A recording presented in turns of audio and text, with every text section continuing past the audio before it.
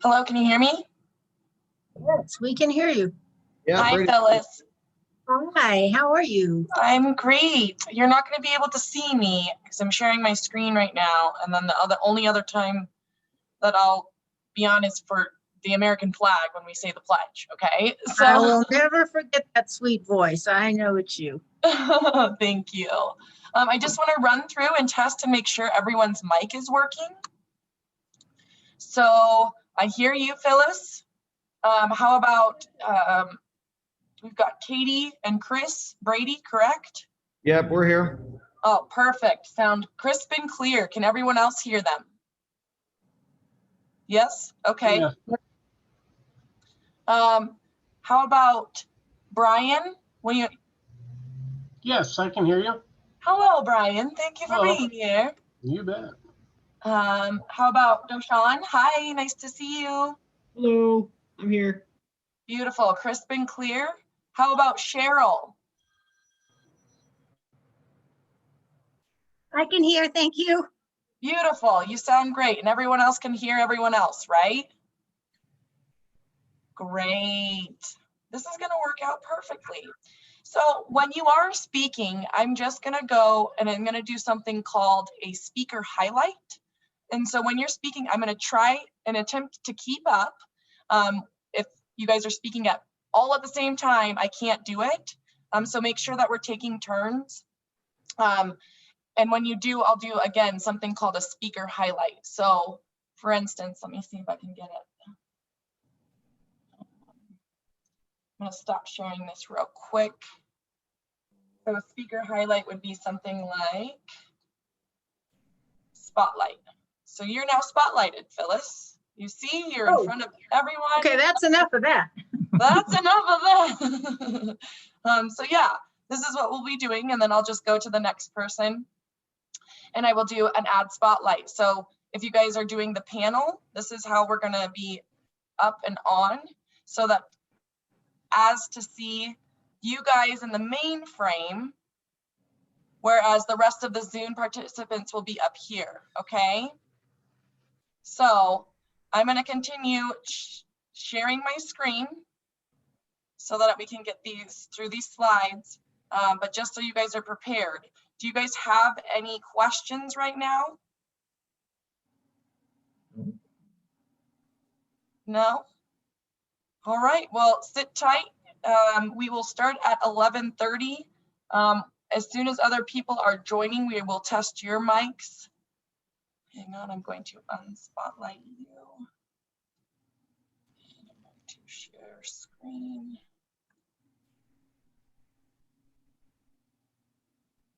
Okay, can you see the slides again, everyone? Yes. Perfect.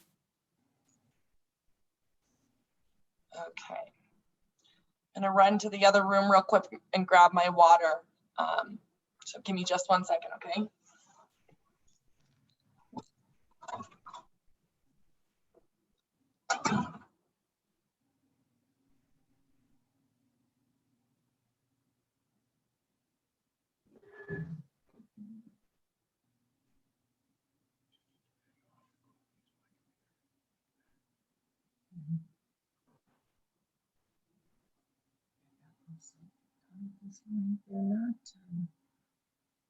They're not updating the bills of the committee action. So I have to go back and check every recording. It's not efficient, but I think I'm there.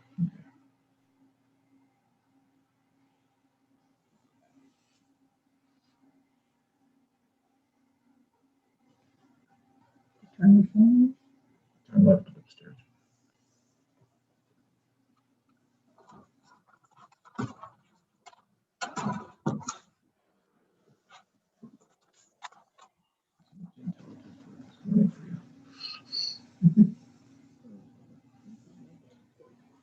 Okay, just to give you guys an idea, if you have not attended a Military Affairs Committee luncheon, especially virtually, we will have a moment where Ward will welcome everyone.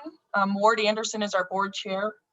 The Pledge of Allegiance and the invocation for the meal that we are all eating, if we are, a sponsorship recognition. Then there will be military updates for any military representatives that are on the call. Then we will have a chamber report from our Vice President, Charlene Murdoch. Then we'll do MAC updates. So hosting a Heroes Adopt an Airman program. Carolyn will speak about the cookie drive that's happening. We'll talk about the next luncheon on Friday, February 19th. Then Ward will introduce the Adopt an Airman program and Carolyn Ritschard, as well as all of the speakers. You guys will have about 40 minutes to do the full discussion, including the Q&A, question and answers section. I will be watching in the chat for any questions that come along. Again, make sure that we are taking turns because it's hard to hear when multiple people are speaking at the same time. Then we will do a closing and thank you to our sponsors. So please let me know if you guys have any questions beforehand right now. Are you guys good to go? Comfortable with Zoom? Yeah, had a lot of practice this last year? Yep, we're good. Okay, great. Well, hi, Georgia, how are you? I'm good. Good. Did you say good. it's starting at 11:30? It is, but we just wanted to come on and practice. So you can definitely shut off your Okay. mic and your video and then pop back on at 11:30. But we just wanted to make sure that everyone's video and sound was working before and if there Okay. was any questions, okay? All right, I might run to the post office. Okay, quick. All right, well, thank you so All right, much I'll again. see you soon. Yep, thank you so much again for doing this. We'll see you soon.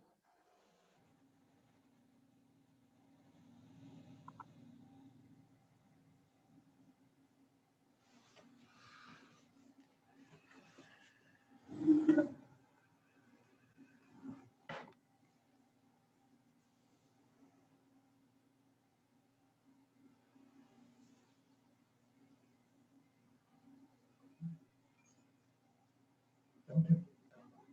We're gonna go to the store.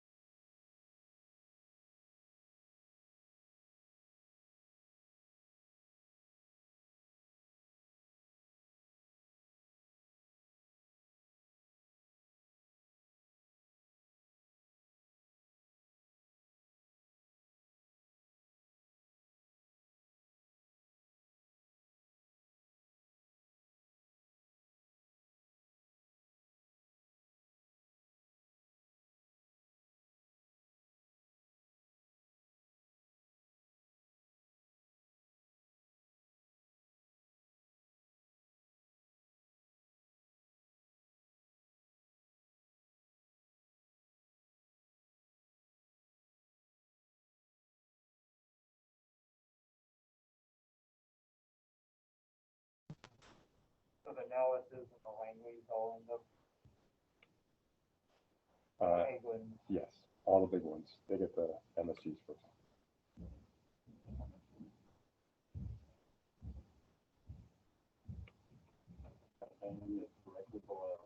It happens. Listen, this is all good progress.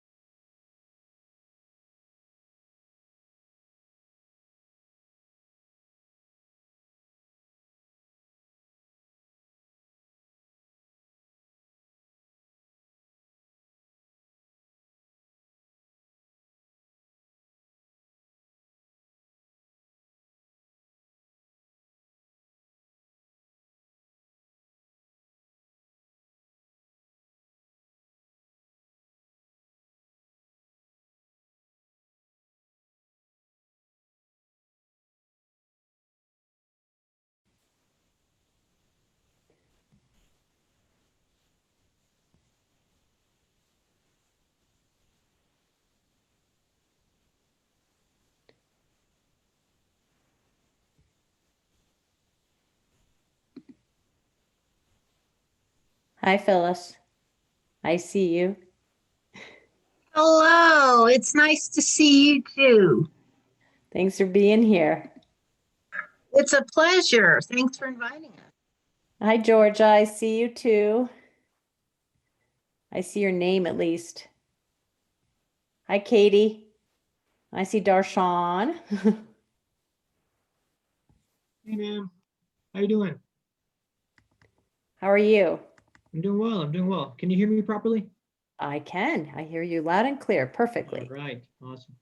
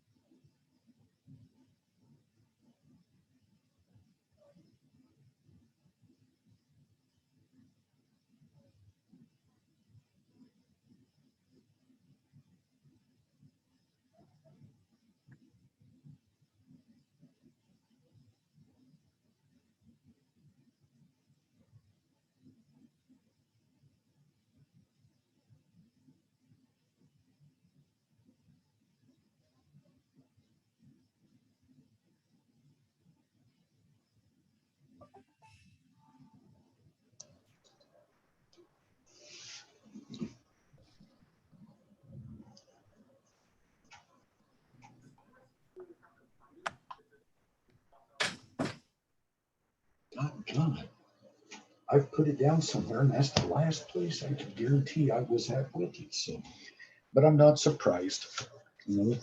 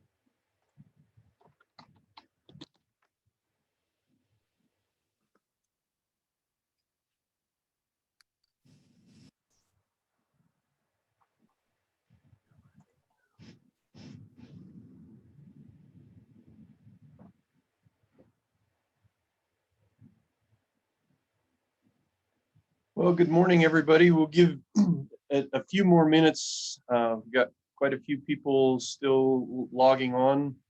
I'll try and get things up and running here shortly, but looking forward to today. So bear with us just a few more minutes.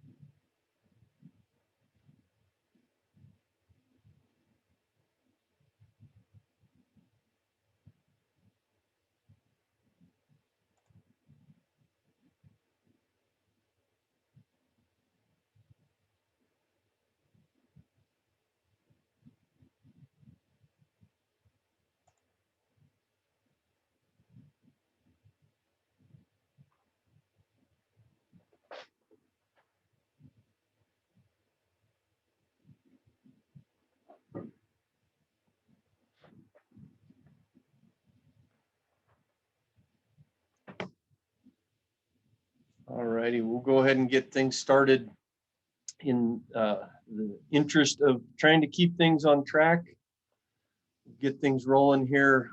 I want to say thanks to everybody for joining us for the first MAC luncheon of 2021. I don't know about most of you, but 2020 kind of felt like Groundhog Day over and over and over again. And lo and behold, it's carried over to 2021 because you've got me again as your MAC chairman for 2021. So you'll wake up one of these days and I won't be the one speaking to you, but I look forward to another good year. We'll get things started real quick. Do the pledge and the invocation, even though we're not all together.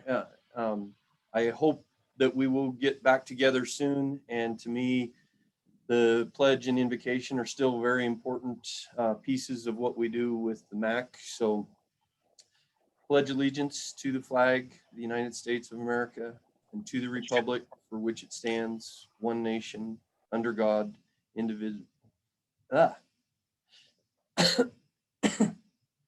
With liberty and justice for all. Sorry about that. Shouldn't have started taking a drink prior to getting this started. So we'll see if I can make it through the invocation here. Father in heaven, we thank you for our lunch, even though we don't have lunch in front of us right now. I know everybody will be getting some. And remember those who are hungry. We thank you for our friends and family, and remember those that are no longer with us. We thank you for our freedom, and remember the defenders of that freedom. And remember that a nation which forgets its defenders will itself be forgotten. Please watch all of them who are now in harm's way. We also ask your blessing on their families. We thank you for the wonderful Cheyenne Chamber and MAC community. Please guide our nation's leaders to make the best possible decisions in defending our country's interests at home and across the globe. In your name we pray, amen. So to start, we'll really want to say thank you to American Medical Response for sponsoring the meeting today. Appreciate them stepping up. Well, there was a scramble and they really helped us out. So greatly appreciate American Medical Response. And with that, we'll get started with the first part of our MAC meeting, where we allow our leaders within the military to provide updates. I've tried to keep track of everybody that was logging in. It did look like General Alkire was on here. I'm assuming you're still on there. So if you are and would like to give us an update with the Wyoming Military Department, would greatly appreciate it. Hey, sure. Thanks, Ward. I appreciate it. And, thank heavens we have technology so we can at least stay a little connected. Usually my jokes are better in person. So I will not deliver any via Zoom because they usually don't go really well. So let me brief on the Army or the military department in general. Then we've got Colonel Lauren Thompson and Lieutenant Colonel Chris Howard from the Air Guard, and the Army Guard, to give some updates. So many of you know the inauguration happened just about 2 days ago. We sent out 147 folks with a variety of missions between logistics, personnel, and security. They will be arriving home this weekend in a variety of mechanisms. We sent out our comms folks. They drove out, they pulled the trailer, but we sent some folks out commercial, and it really was a great coordination between the Air and the Army Guard, because we sent out 3 C-130s full of Army and Air folks. Colonel Paul Lyman's going to retire effective tomorrow. So that change of command as the Air Commander will happen tomorrow. He'll retire. He still flies for JetBlue. Brigadier General Gene Hughes will replace him. He is from out of state, lives in Ohio, but he's served as the Chief of Staff. And Colonel Justin Walrath, who was the former wing commander, will replace General Hughes as the Chief of Staff of the Air Guard. Youth challenge is always on our mind. As many of you know, we had, I guess an outbreak is the best word, for the last part of our students. And so we had to cancel early. They were all still able to graduate. We were able to get a couple things waived for them. But a new class starts on the 1st of February, and it's capped out at 94 with our COVID analysis to make sure we got enough spacing. So we will be decisively engaged in that starting here next week. And I'm sure General Porter mentioned it, but we had probably from mid-November till actually today, when they came off quarantine, 4 hospitals request support from the National Guard: Cheyenne, Casper, Gillette, and Rock Springs. They ended up in the hospital. They finished up at the hospitals on the 8th of January, and they finished their 2-week quarantine today. General Porter, of course, there's some legislature still going to be in session at some point. And so we've got some bills that he continues to work. And so other than that, we still have been fortunate.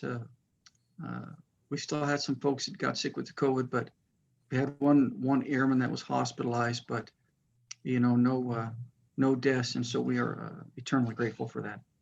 So Ward, that's all I have. And I'll turn it over to Colonel Thompson and then to Colonel Howard to brief on the specific services, if that's okay with you. Absolutely. Thank you very much. Hey, good morning, everybody. This is Colonel Lauren Thompson. Can you hear me? Yes, sir. Hey, it's good to be here with you, the MAC. I appreciate the invite.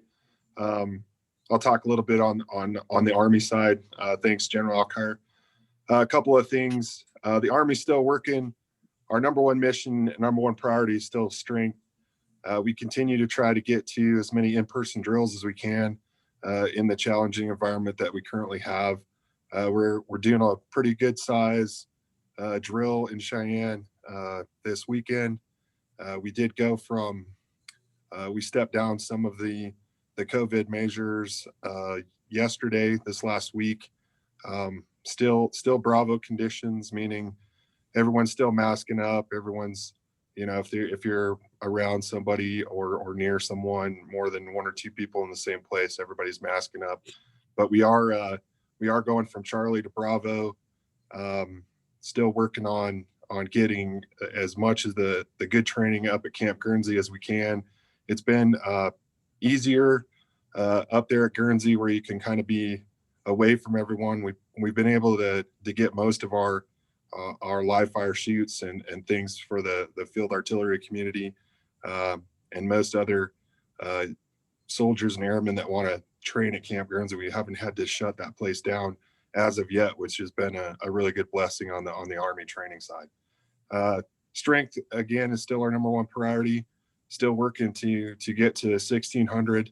And as General Alkire mentioned, working COVID vaccination and the distribution plans. Some folks in some of the, not everybody in every unit is getting a shot this week, but there are a lot of people are getting their first shots at drill this weekend. And they'll follow up in the next 28 days with shot number 2.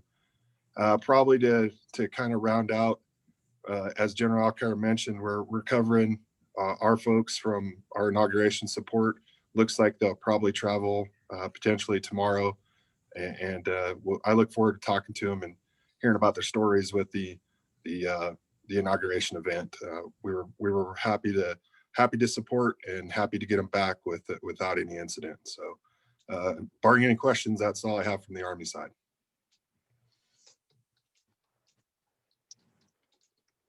Thank you. Howard, are you on? Yep. Yes, sir. Perfect. Okay, from the Air Guard side, along with General Alkire and Colonel Thompson, presidential inauguration support is one of our big events over the past week. Along with airlifting the Wyoming National Guard contingent, we also airlifted approximately 170 Colorado National Guard members, and we'll also be working to get them back in the next few days. Additionally, our security forces quick reaction force was on state active duty for much of the past week, just there in case anything arose to be able to support the state. Additionally, along with the Wyoming Military Department as a whole, we've begun our COVID vaccinations, mostly for our frontline airmen. It was all in a voluntary status so far. Another big item, we did receive funding, construction funding for our new security forces building. That's been a long time in the making, and we're really getting close now. We hope to begin construction probably late summer, early fall. Additionally, the C-130 simulator is still on schedule, as Colonel Dybert briefed you last month. We still expect to be receiving that simulator in the next few months, probably around the March timeframe. Along with the rest of the Wyoming Military Department, we did move to Health Protection Condition Bravo. We're still limited services on base, as a large part of our force is teleworking. Colonel Dybert is looking very hard at when we'll be able to bring some of those additional community groups back onto base and support that. So we will, as soon as we can, do it safely. And that's all I had, pending any questions from anybody. Thank you. And I don't see any questions in the queue. So appreciate the updates. Pretty amazing the coordination that's going on there with everything going on in DC. So proud of what you all have accomplished. So on the 90th Missile Wing, Colonel Benetti, you want to fill us in on what's happening out there? Sure, happy to. Let's see.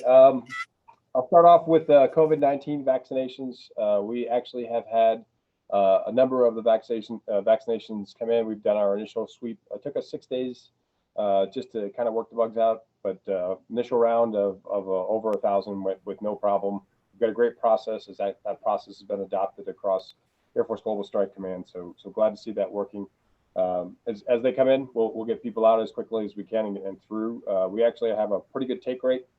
Some of the different demographics have more questions than others, but looking to see at some point in the future, should everything ramp up, hoping that we'll get to the beneficiary population, I'll say mid-February, late February, March timeframe. But right now, we only have planning numbers for the number of vaccine coming in, and we know that the medical group is working through a way for people to be in the queue. And I'll make sure that gets out both through electronic means, and then we'll ask the local news media to take that message out and make sure that everybody's got that as well, so that we can get folks vaccinated as quickly as possible. The NSI, the Nuclear Surety Inspection for this base, has started. We are going to be virtual this coming week, and then the following week we'll have about 90 or so inspectors on the base crawling through stuff with COVID precautions, gloves, masks, the usual stuff, to see if we have any issues that we can improve upon. I'm very confident in the men and women here at Every Warren Air Force Base. They're doing a fantastic job, so I'm looking forward to seeing them move forward and get a lot of recognition for all the successes they have here. We have 3 bills currently in legislation. The first is we had advanced enrollment, licensure reciprocity, and a hate crime bill. So the advanced enrollment helps college students enroll quicker into the university system here in Wyoming, and allows the folks to continue in-state tuition even after the other folks, the family members, the military member are leaving and they're PCSing out, so the folks that are here can stay with the in-state tuition. The licensure reciprocity is extending out the time it takes to qualify for a Wyoming license. A lot of that is just really the continuing qualifications, how we account for those. So over time, that actually helps us very well to ensure that we can do that. It also allows us to be expedient with the legislation and the licensure for our folks as they PCS in. This also benefits the Guard as another tool for attraction for families to come here, because the reciprocity will affect all military members. The last is the hate crime bill, and that's really to address social issues. We all have them. They're in every unit. They're in every city. They're in every town. I think the city leaders are looking forward to moving this out and changing Wyoming's landscape to ensure that they can adequately address social issues quickly and fairly and with equality. And I think that it's an admirable thing for Wyoming to take on, and I'm very proud of them to do that. Yesterday, you had 3 of your Air Force Global Strike Command civic leaders, Carolyn Ritschard, Dale Steenbergen, and Mayor Patrick Collins, represent the city and the state at Air Force Global Strike Command as we went through all of the issues that are coming up that we can work through as an active duty force, and certainly as a military unit here in Wyoming. That was a great meeting. We had a lot of great information come out of that. and I was very proud to watch just how synced they are and how great they were in their representation of the state. I'd like to thank them again for being great representatives. During that meeting, I did mention to both Mr. Steenbergen as well as Mayor Collins that we do have the opportunity again to look at the Defense Community Infrastructure Partnership money. So there's a DCIP, and that allows us as a federal entity to help in projects that benefit military families. They usually have the recreational kind of things, but we're talking a new facility for swimming, or where we can partner and pay half of it through federal funding. That seems to, last year we didn't have a lot of luck. Ours were very mission focused.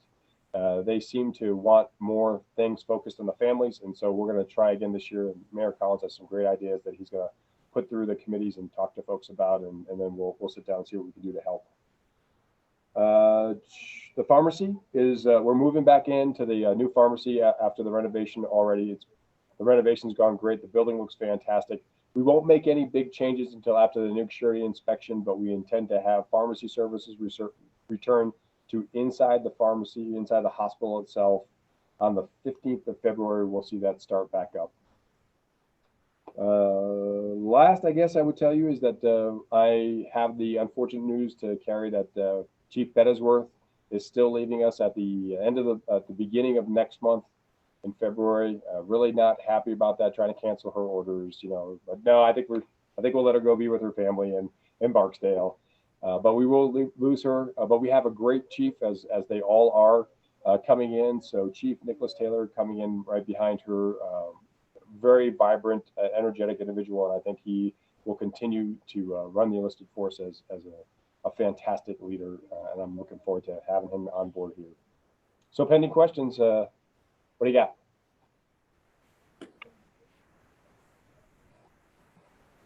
Don't see any questions so far.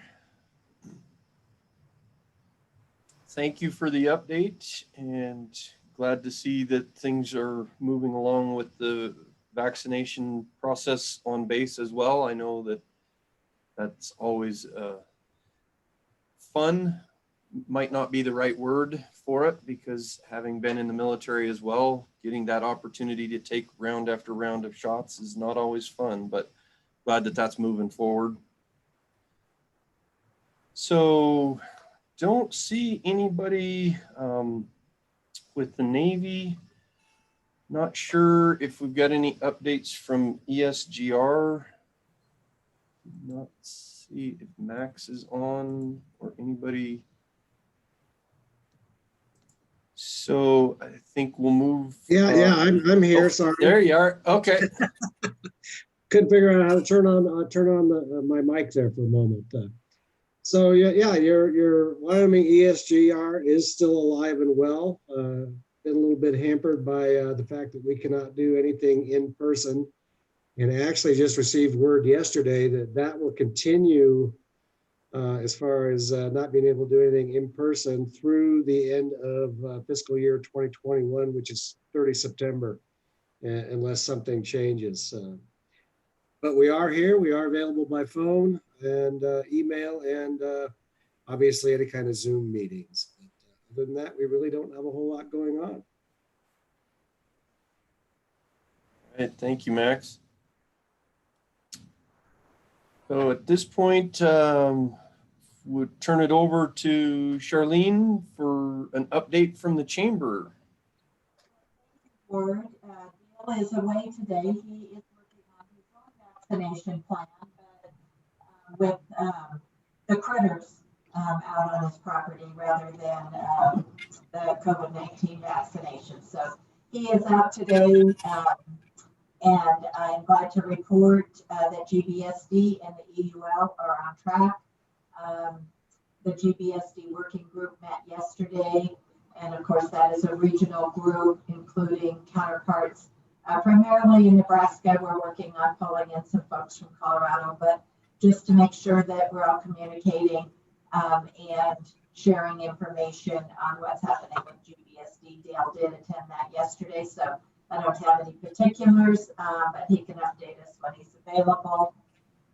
Federally, Dale, and I'm sure this was discussed yesterday at the meeting, but federally working through some appropriation issues to help support the military. Those will be critical going forward. I'd like to let you know that Senator Lummis will be our luncheon speaker on February 5th. February 5th for the Chamber's monthly luncheon. We will be doing that virtually with all of our events right now. That we are live streaming those on YouTube, so it really allows the greatest number of interested parties to connect. The live stream link is always on our website in the top right corner. So if you get to February 5th, you want to jump in on that. We are starting around 11:30, and then you can connect and listen to Senator Lummis. She's going to give us an update of her first month, and I'm sure she will have some color also on the events in DC in January and the inauguration. On our next report, I will sound a bit like a repeat of Colonel Benetti, because we are working also on legislative issues. We have the military issues on our agenda and are either supporting, opposing, or monitoring in tandem with the military's position, and we'll work on those bills to facilitate a successful outcome. Each of those. We are also working on the Freedom from Hate proposal. We think this is a very important initiative for our state. I know Dale has briefed you on it before, but we're only one of 3 states that does not have that legislation, and we just feel it's very important to support all of our industries, our people, our businesses, and our military members. So that is probably, there are a lot of things going through the session that impact the state. It's a tough year legislatively, and the system is different this year, of course, with the pandemic. So we're working through changes in the schedule and the way we can interact with legislators. But that's really probably, I'd say, at the very top of our list. So I will stand for any questions. Well, thank you, Charlene. I don't see any in the queue, so appreciate the update there. There's lots going on with the chamber as well, so good to get those updates. Did get one notice, didn't have anything, doesn't look like for any of the elected officials, so move on to MAC updates. And I don't know how many people had an opportunity to see in the paper, but our Mayor Patrick Collins signed a proclamation declaring today, the 22nd, as USS Cheyenne Day. And I think that's a really great recognition of our namesake submarine that has done an amazing job.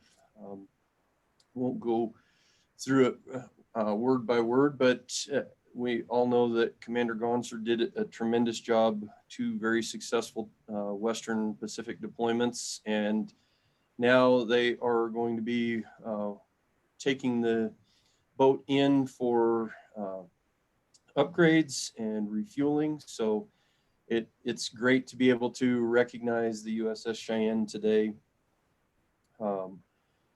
As far as other items, since we have the Hosting Heroes program doing the presentation today, I will wait.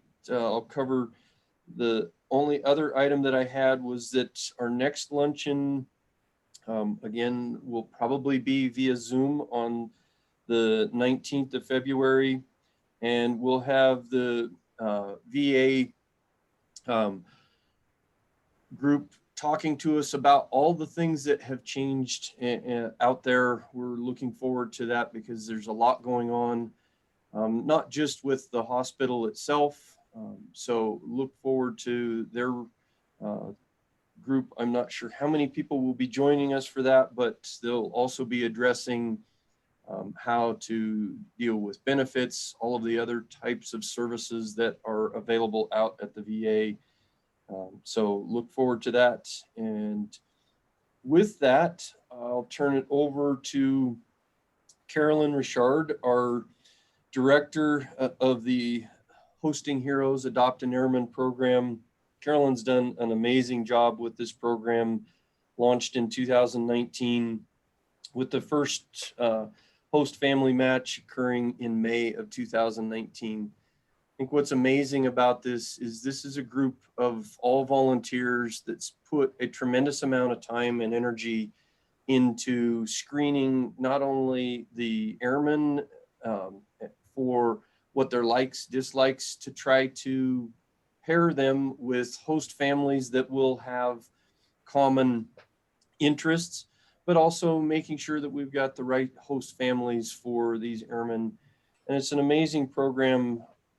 For those of you that know my background, I might have stayed in the military a little bit longer. My first duty station was Fort Benning, Georgia, and leaving this area of the country to head to Fort Benning was quite an eye-opening experience, quite a weather change.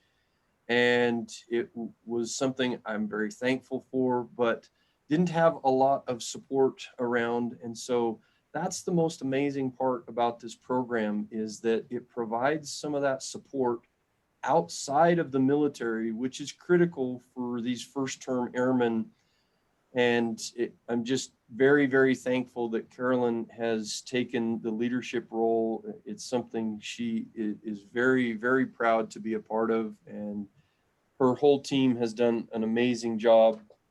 So we've also got host families, Phyllis and Bob Sherrard, Katie and Chris Brady, Georgia and Dave Roswell, and a couple of airmen, Darshan Shah and Denzel Laksamana. I hope I didn't butcher your last name there, Denzel, but we'll turn it over to Carolyn and look forward to hearing all the great things about the program.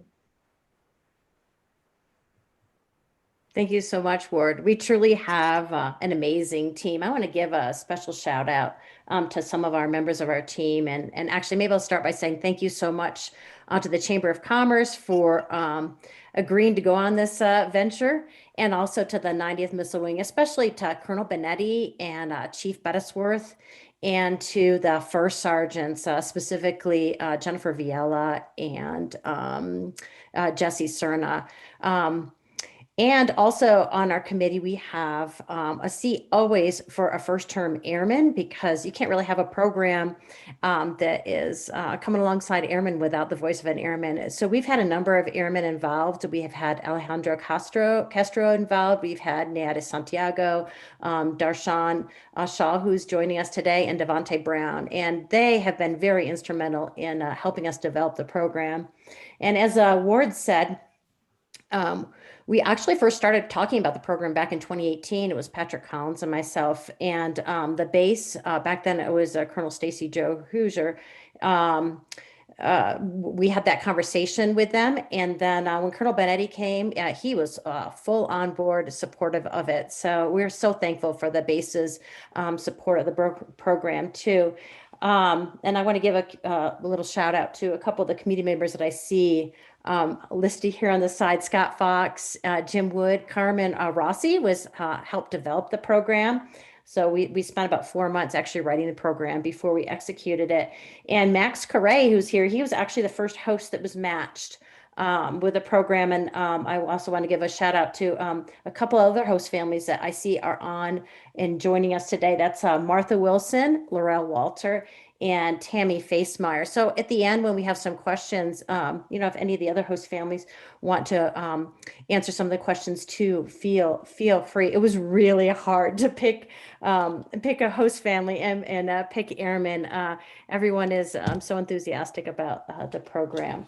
So the Adopt an Airman program really is a vivid example of the amazing community-based relationship that we've had for years and years between Cheyenne and F.E. Warren Air Force Base. And the program is a tangible way to really be able to support the military through personal relationships. And I think that that is what really makes it so beneficial to both the airmen and to the host families is the relationship. So we actually currently have 122 airmen matched with 66 host families. This changes with airmen moving in and out. Some are being deployed now actually that are initially in our program, and a couple of our original airmen are actually getting ready to PCS overseas, which is super exciting. But by providing a home away from home, these host families provide friendship and support, and they also have a lot of fun with the airmen as they include the airmen in what they're doing as host families. So this will be interesting moderating a panel on Zoom.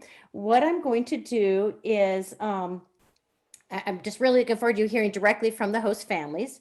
What I'm going to do is introduce them one at a time real briefly. I will introduce the host families first, and perhaps they will want to just share briefly how many airmen they're hosting, how long they've been hosting, anything else they feel like could be pertinent for understanding the background.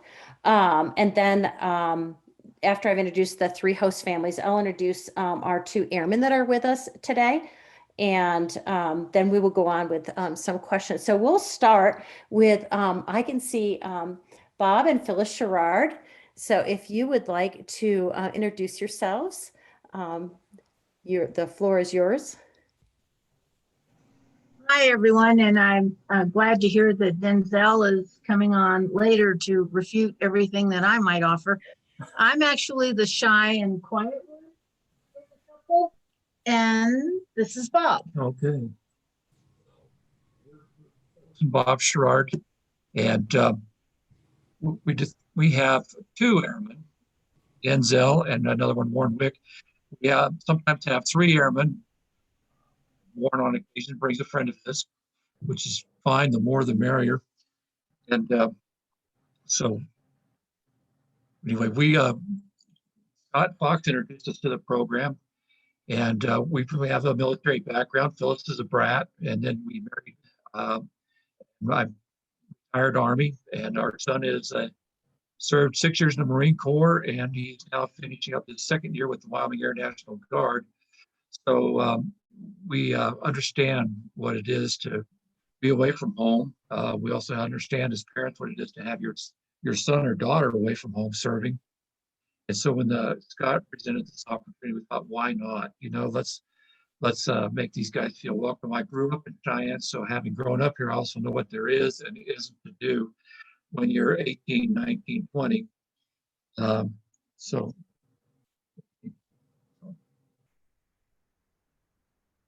that's it for us. Well, we look forward to hearing more from you in a bit. Thank you so much. And how about Dave and Georgia Rousewell? I think just Georgia has joined us, but if you would like to introduce yourself. Hi, I'm Georgia Roswell, and I am an artist here in Cheyenne. I'm in my studio right now, and my husband Dave is an art teacher at East High, so he's working. But we love the program. We've enjoyed both of our airman and airwoman. I don't know, I guess she's a airman too. I'm not sure what the correct verbiage is, but we have 2, and we have enjoyed doing a lot of things with them so far. Thank you, Georgia. And Chris and Katie Brady. Hello, Chris and Katie Brady. Let's see, we own Mary's Mountain Cookies downtown, and then I also fly emergency medical helicopters. Going to start over here at the hospital here in the next month or so. I did 20 years in the military, and Katie graciously did that with me for 20 years and retired a few years ago and settled here in Cheyenne. We've got some college age and teenage kids ourselves.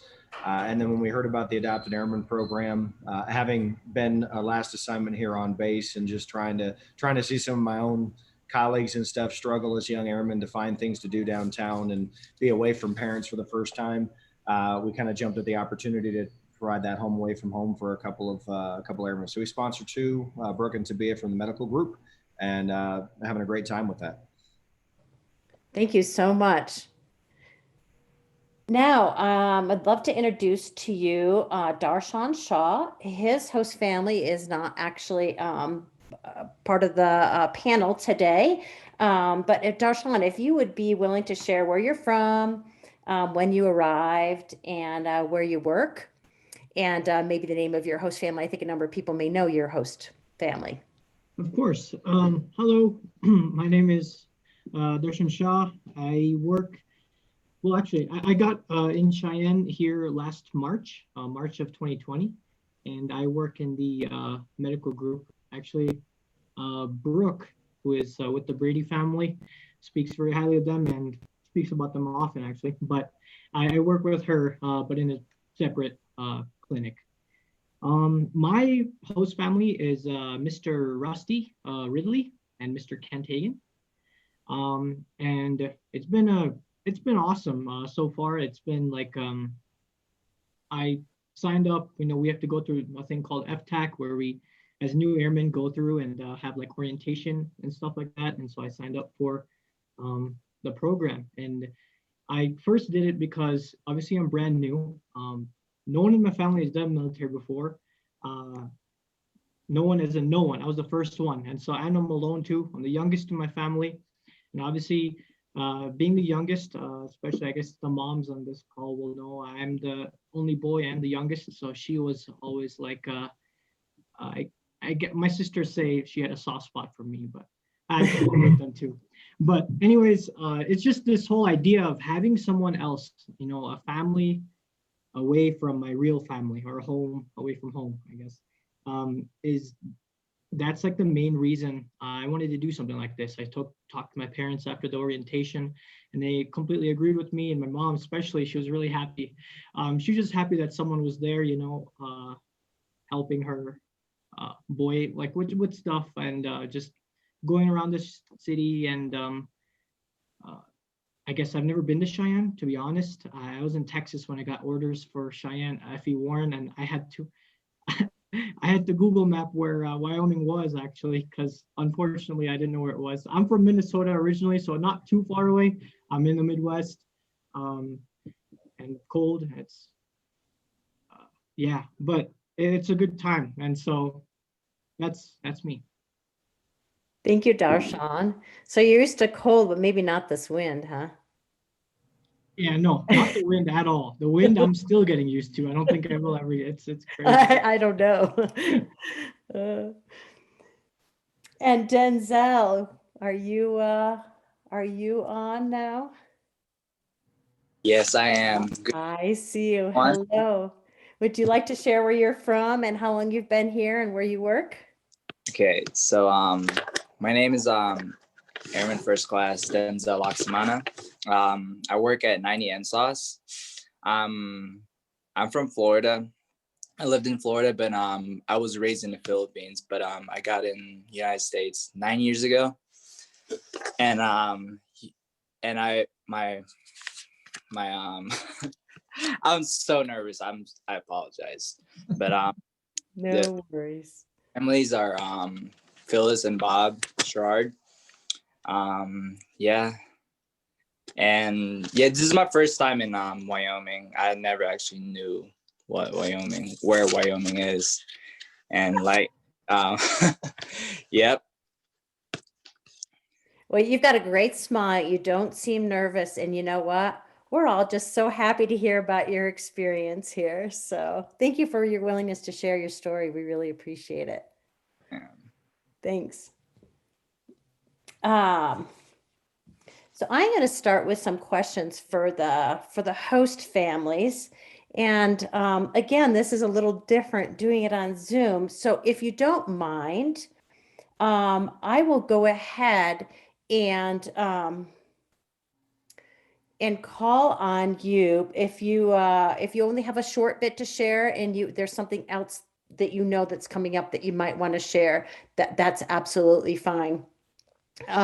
Just share from your heart as we talked about through email. So there's no expectation for how much you're going to share. So I know that the Sherrards alluded to it a little bit, and so did the Bradys, but I would love to hear about why it is you decided to join the program, and if you had any initial hesitancy in how that was resolved, or if you're still working through that. So we're just going to go ahead, I guess, in the same order. If Bob and Phyllis would like to share. Again, the question is, why did you decide to join the program? And did you have any initial hesitancy, and how was that resolved, or how is it resolving? Well, I guess I can start. Part of the reason we joined was I was afraid to run into Scott Fox if we said no. Actually, though, it was a relatively easy decision for us. We have always had a house full of boys. And as we've retired and the nest got a little bit emptier, it was a great way to keep that youth spirit in the house. And their friends and Denzel's very lovely girlfriend have all been such a spirit lift for us. We didn't know what to expect. Thanks to Carolyn and the guys, we've kind of learned our way through that. But honey, what would you add? I think our only hesitancy is COVID based. It's what can we do? And now with the vaccination program starting and a few other things, that will all been so we talked about doing with Zell and Warren, like going to the Eagles game and down to Denver to the theater and stuff like that. Those opportunities will present, so that'll work its way out. But really, we didn't have any hesitancy at all, and it has been, learn about each other. But we've had a lot of fun along the line. Denzel has actually cooked for us, and we cooked for them, and so it's been a real blast. Thank you. Yeah, I'd love to see the pictures of the fun foods that you guys have made. What did, I guess I could ask either you or Denzel, what did Denzel make for you? Denzel explained it. It was amazing. Yeah, so I made some lumpia for them. So basically, lumpia is basically a Filipino version of spring roll, and it's got their pork or beef in it, some carrots, celery, all mixed together, and I wrap them in an egg roll. And yeah, just deep fry them, and I can't believe it turned out really good. I was surprised. That was my second actually making it, and I'm confident to say that I've mastered my mom's cooking for lumpia. Your mom's gonna be proud of you. Yes, I told her about it, and she was just like, maybe I could teach you some more food, Yes, please. What a fun experience. It reminds me of you all may know the Van Vosts, Ron and Lavelle Van Vost. Their airman is from Hawaii, and he made some Hawaiian food for them. They enjoyed it so much that when he went back to Hawaii, he ended up bringing back some ingredients for things that they couldn't find here, and he made. So what a great experience, being able to experience foods from all over the United States, all over the world, really. Kind of an unexpected bonus, huh? How about you, Georgia? When you and Dave were considering joining the program, why did you decide to join? And did you have any hesitancy, and how was that resolved? Well, we first heard about the program from a TV commercial, and we thought, yeah, this is something we could do and should do. Our son's in the Air Force in Alabama, and I just felt as a mom, if my son had been a single guy going to a different state, he was married and first went to Japan, so a little different for him. But Wyoming is like a foreign country to so many people. So coming to Wyoming, not knowing anybody, I just felt like being able to offer a home environment, maybe like your parents would, offer some advice on any issue that they might be having, and just having fun together. And I didn't really have any initial hesitancy. I wasn't sure that that you guys, Carolyn, that you would find us a person that would match us, because we're a house full of artists and musicians, and we don't watch football. So we said, you know, if they like sports, you know, we probably could do things together, but we're actually not going to watch football. So Carolyn found us Omar, which was pretty much a perfect fit. So yeah, no problems. And I had the privilege of talking to both Omar and Megan a couple of weeks ago. They both were really disappointed that they could not present today. Their work schedules and training were not going to allow for that, but they both went on and on about how much they enjoy spending time not only with you, but also with your kids and your grandkids. So it would be fun to hear a little more about that too. Chris and Katie, I know you guys have a military background, so you kind of knew a little bit more about what the life was. Well, same with the Ritschards, but even more recently. Why did you decide to join, and did you have any initial hesitancy?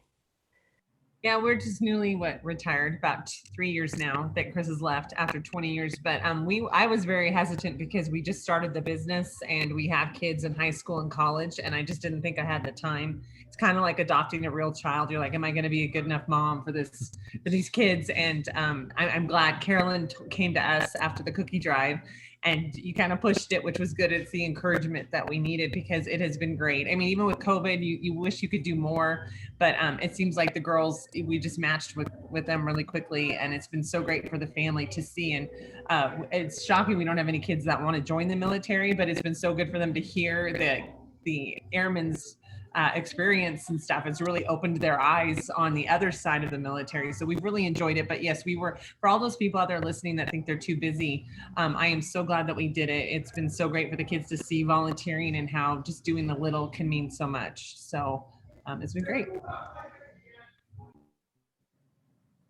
And Katie, you brought up such a good point, because a lot of people, when they have initially thought about doing it, or we've kind of done a follow-up phone call later on, and especially in the context of COVID, they're like, whoa, you know, we don't know how much we're supposed to be getting together. Are we, you know, getting together enough? And I think life goes through these ebbs and waves of, you know, starting a new business. People understand, and it's the connections that you make that are so important, and just including them in what you're already doing. So there's not an expectation you have to get together, you know, every single week.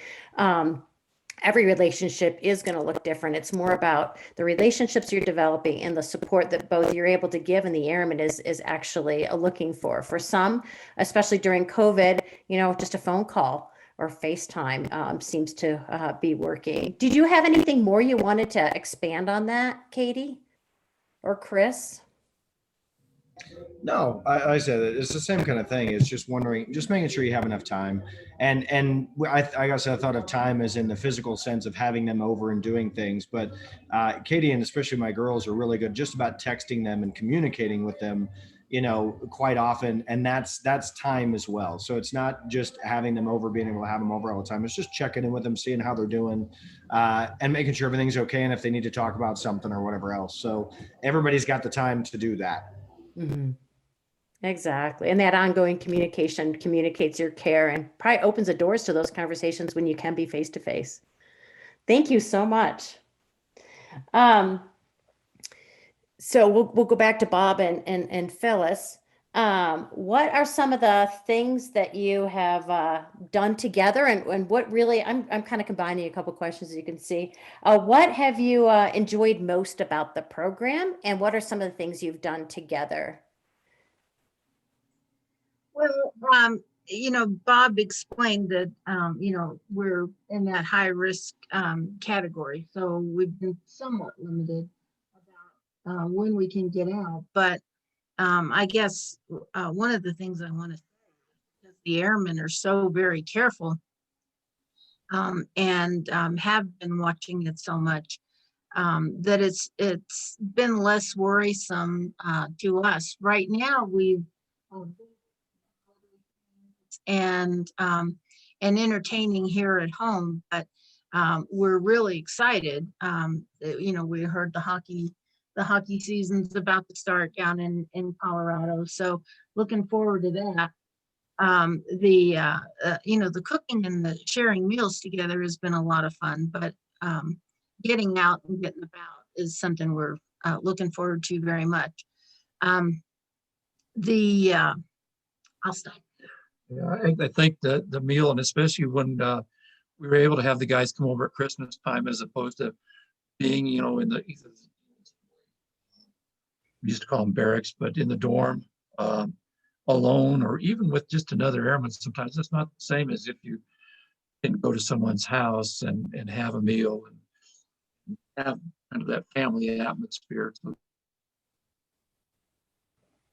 those were important, making sure that we're able to come over.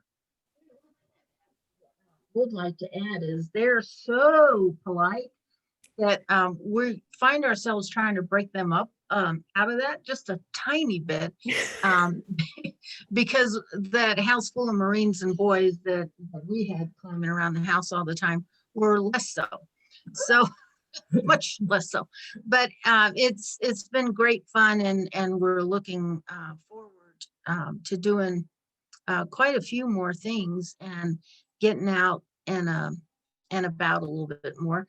Denzel brought his girlfriend over the new year, Nicole, and we had a chance to visit with them. And we mentioned earlier that Warren has a friend that he brings frequently by. So it's just, they're not official, but in our hearts already. Well, thank you so much. Sounds like you guys have made a great connection, and thank you so much for sharing. Georgia, I keep on clicking on you. I don't know why. I unmute myself and I click on you. What have you enjoyed the most about the program? You or your husband, your daughter, your son-in-law, and what are some things you guys have done together? Well, we have enjoyed getting to know Omar and Megan. They're both really different people, but fun to be with. And one of the themes that seem to be coming up is food. And Omar's parents are from Morocco, so he has cooked harissa for us, which is kind of like a Moroccan stew. And Dave and I just love multicultural experiences. We've lived in really diverse communities before, and Cheyenne is, not as diverse as where we lived outside of Atlanta. So we really like these kinds of experiences. Some of the things that we've done together, I first met Omar at the art tour. So we've done art things with Omar. He likes to come over to Noam and Abby's house and share his latest opera finding. So you might find Omar in my son-in-law Noam's food truck helping out. And he is from Israel, Noam, so we get some Israeli food there. We've done hiking and fishing and just a lot of different things with Omar. We haven't seen Megan as much because of the job she's in. She goes off to the missile fields, and with COVID, there's this lag time of her being in quarantine, but we do text. She is really wonderful with my 1-year-old grandson, and she loves dogs, so she fits right in there. And I get to talk with her about her new nephew. So I just think being there as an additional family in Wyoming and bringing up fun ideas for things we can do together is really important for them and their new base in a pretty foreign state. Omar's from Florida, so this is all new to him, this weather. And Megan is from Michigan. So, and don't have any problems with just having them come along with whatever we're doing. Thank you. Thank you, Georgia. And I see Chris. Yeah, Katie had to step away for a minute. We're actually at the shop, and so she had to go deal with a customer question. So I'm running solo here for a minute. No worries. What are some things that you have enjoyed most about the program? I have run into Tabia and Brooke, and they have really enjoyed having dinner over at your house.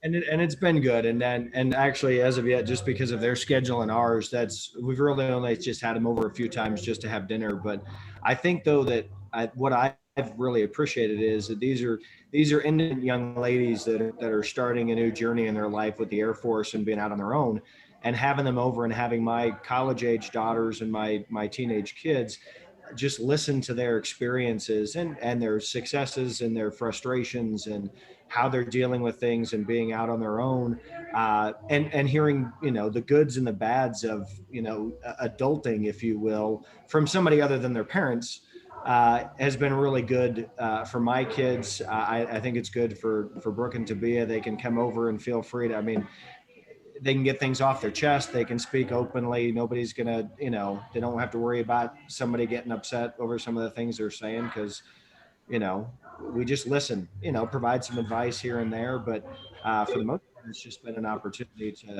for them to come over and just, relax a little bit. You bring such a great point, Chris.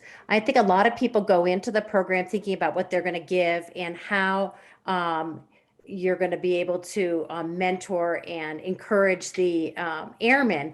But a lot of families have experienced exactly what you're saying, is that the airmen end up being such a positive influence on their kids and kind of mentoring and being, an example of what they want to aspire after.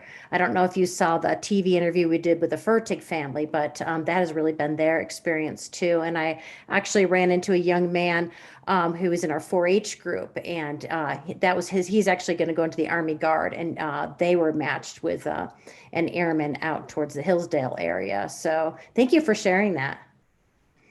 We're gonna, I'm watching the time here, and I would love to hear a little bit from Denzel and Darshan. I was wondering, a couple things. One is, what have do your family members back home know about the program and your involvement, and what do they think? And then the second question is, did you have any initial hesitancy in joining the program? I know when we're at FTAC, we do address that right on, that it is kind of strange to think about going to somebody's house in a brand new community that you have never been to before. So I would love to hear what your thoughts and experience were on, your maybe initially meeting, and if you had any hesitancy. So Darshan, I see you. So why don't we start with you, and then we'll have Denzel share his thoughts. Yeah, for sure. Yeah, definitely did have some hesitancy in the beginning.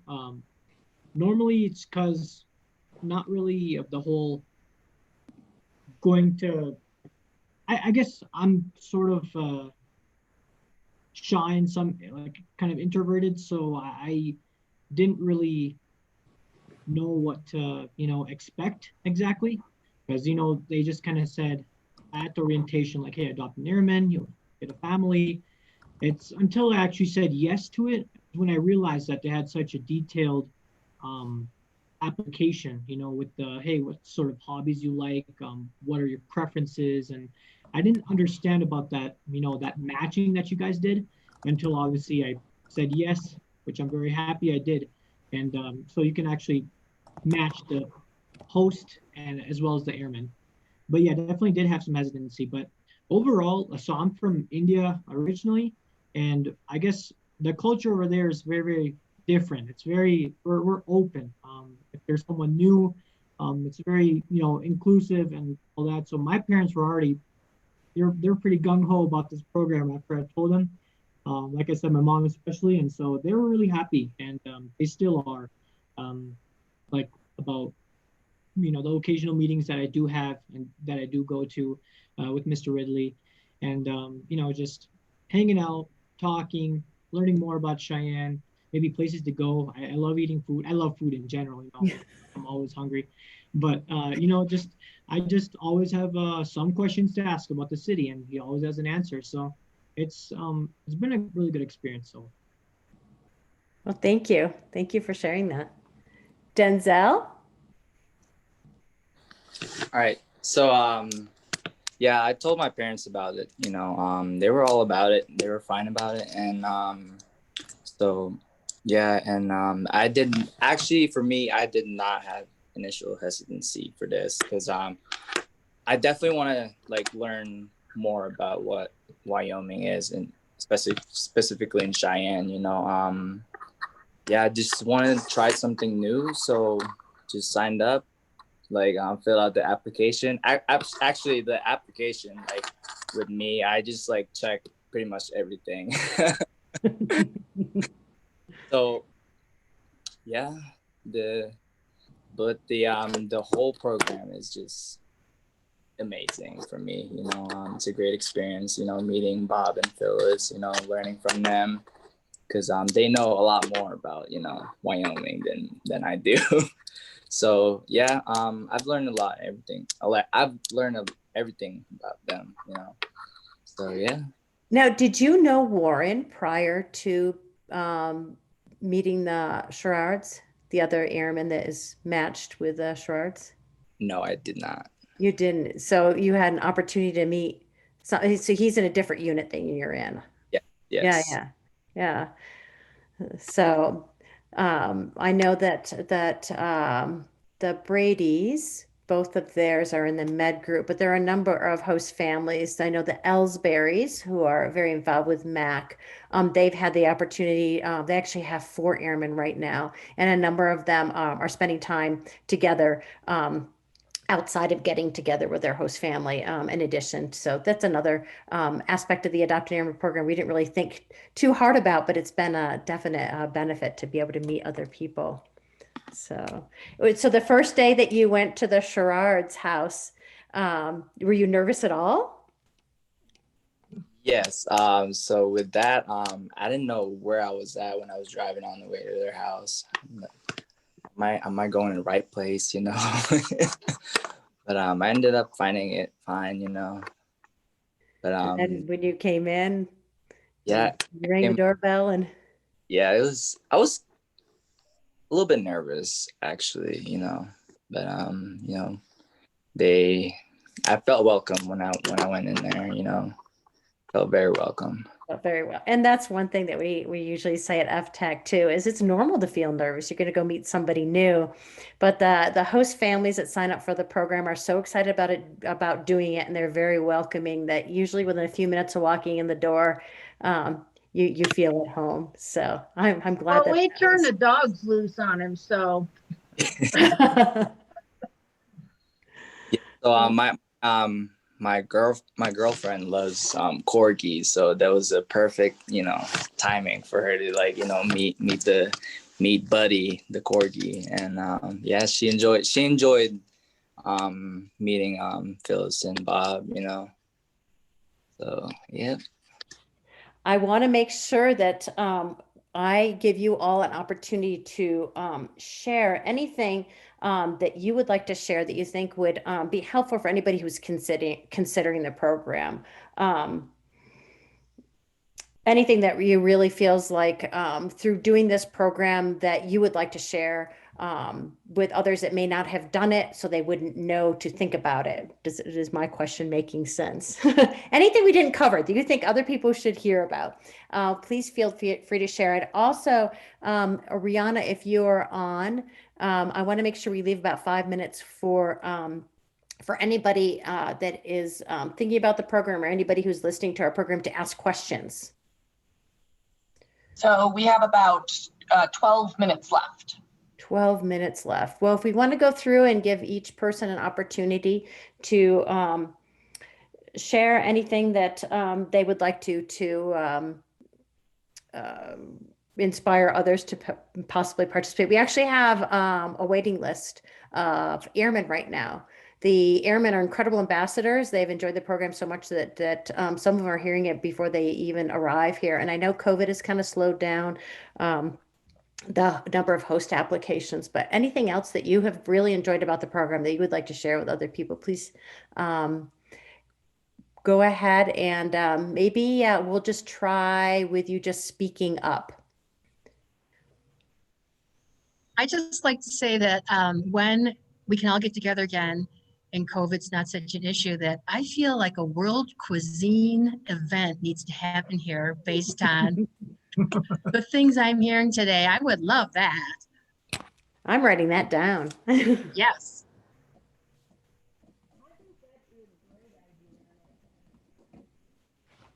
Would anybody else like to share any thoughts they have? You want to try again? Well, we've all talked about COVID being such a limiting factor. But I know that sometimes people worry about, well, what does this mean? Are they going to be living in your house? Which would be okay with us, but no, it really just means you're sharing your spirit and theirs, and getting to know one another, and helping out if you can. And I think that's just fabulous.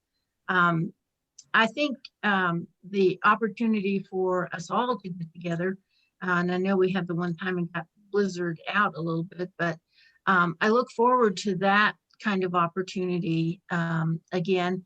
And I think the only thing I've just about talked myself out of it is if the host families and the airmen could see each other's questionnaires. But then on the other hand, it kind of wrecks that opportunity to ask them questions and get them to share what they want from their life. So that's the only thing I thought. What about you? Promoting the program, having grown up in Cheyenne and then leaving and being in the military, Cheyenne has always prided itself on the relationship between the city and the base. It's like the base is a subdivision of the city of Cheyenne, and getting more people involved in getting involved with the airmen. It's one of those things nowadays, especially where thank you for your service. Well, that only goes so far. So if you feel like thank you for your service, adopt these guys and really welcome them in and make them and gals and make them part of the community and part of the family. Unless you've been alone at Fort Benning or Fort Knox or wherever, you don't really understand it. So if you could break that cycle, so to speak, and have people become part of your family, I think that's really important. Yeah, thank you for sharing that. It is. It's so important. As I was saying earlier, it's a very tangible way of supporting and gaining understanding. And I think community members end up having fun in the process too, and they get just as much out of the program as the airmen do. Did anybody else want to share anything? Darshan, Denzel? I want to just say that I'm really impressed with how much the girls are talking, our airmen, and I think that they really need an outlet. So it starts out with a little bit of their issues with work, and they're lonely, and it's great because we're not officers anymore. We don't, nothing's coming back. And then by the end of the night, they're laughing about it and telling our kids the jokes. So it's just kind of, they have an outlet. So that's why it's so important that there's people in the community that are that outlet for these kids that aren't their peers. And we understand, and they ask Chris for advice by the end of the night, and they just realize that you'll get through this. And we're so sorry they're going through COVID, but I'm so glad they have an outlet. So for just their mental health, that has been huge, I think. I think Colonel Benetti wanted to add a little bit. Sure, that'd be wonderful. Except we can't hear you, Colonel.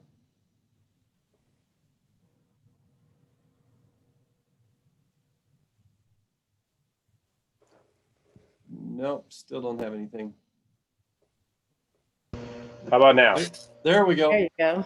Whew. All right, well, my computer here likes to randomly change the speaker that we're using as well as the microphone, so I apologize for that.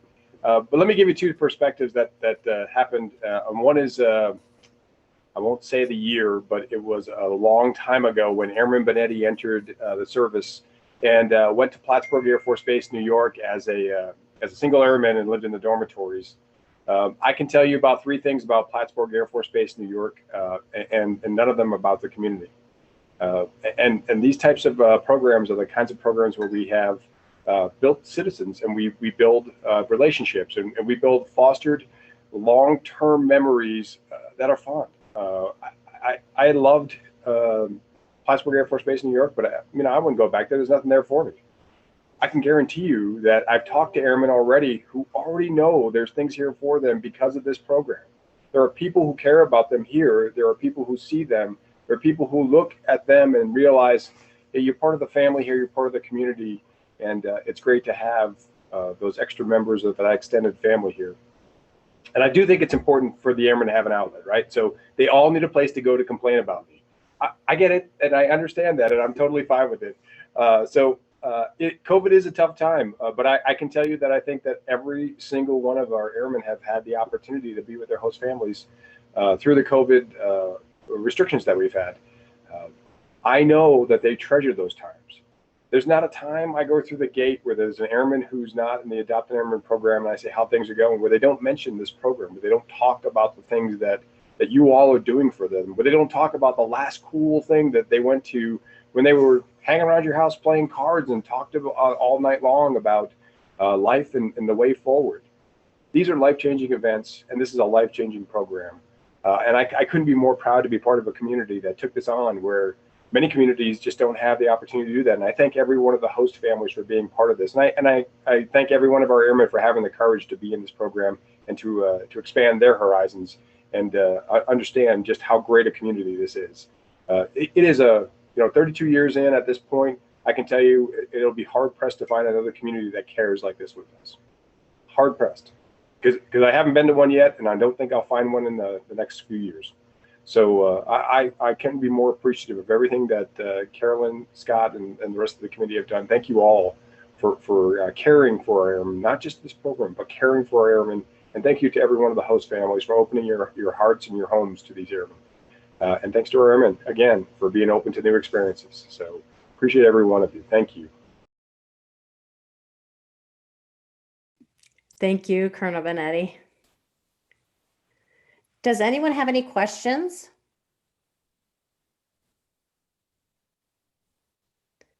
Well, while we're waiting for anybody who has a question, you can either pop up or type it in. I wanted to highlight another MAC event that's currently underway. We have our 4th annual Valentine's Day cookie drive for the airmen of the dorms. That's off to a great start. And this year, our goal is 600 dozen cookies. We have a sign-up genius that has gone out through the Connect, the Chamber Connect. You can also reach out to us. It's on our Facebook page too. But these cookies, they're like a warm hug to these airmen. They all go to the airmen in the dorms, these same airmen that are eligible for this program.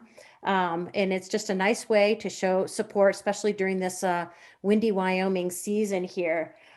We already have, I want to thank Max Correa, who's on your Burns Insurance, is one of the drop-off locations on Wednesday, February 10th.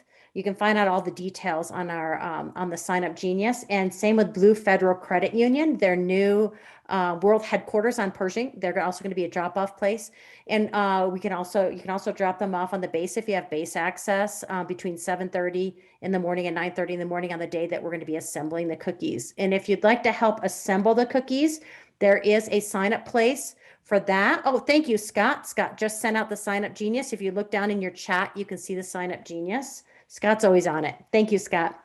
And then also, I wanted to also give a huge shout out to Chris and Katie that have Mary's Mountain Cookies. They have very generously, again this year, offered a discount.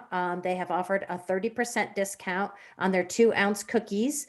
They're $13.30 a dozen. So if that's for this this actual Valentine's Day cookie drive. So if you'd like to purchase cookies, you can contact them. So I look forward to seeing how we can bless these airmen with a sweet treat. And fortunately, I think PT's test start at the beginning of April, so these cookies are going to be such a morale boost that they're going to have the extra energy to knock that PT test out of the court.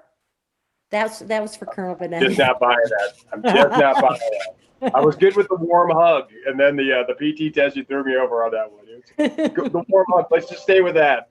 Stay with a warm hug, okay. So did anybody have any questions about for the people on the panel, for a host family or for an airman, that they would like to ask? Doesn't look like we have any, but I would just like to say thank you to all the host families who were willing to be a part of this panel. And thank you, Darshan and Denzel, because I think it's really important to have both perspectives. I think this is a tremendous program, and very excited that we're able to put this together today. We are working behind the scenes to also capture this so that we can have this as a tool for recruiting additional families down the road, because I think we covered some really good information and want to make sure that that's available, because people will have questions. Some of the people that didn't get a chance to make it for this meeting. So once we get that up and running, we'll get that out so that everybody has it, so that if you know of people who are interested in the program and they have interest or questions, they'd have access to this link. So again, thank you all. Greatly appreciate it. And look forward to next week or next month. Very excited to hear from Cheyenne VA Center.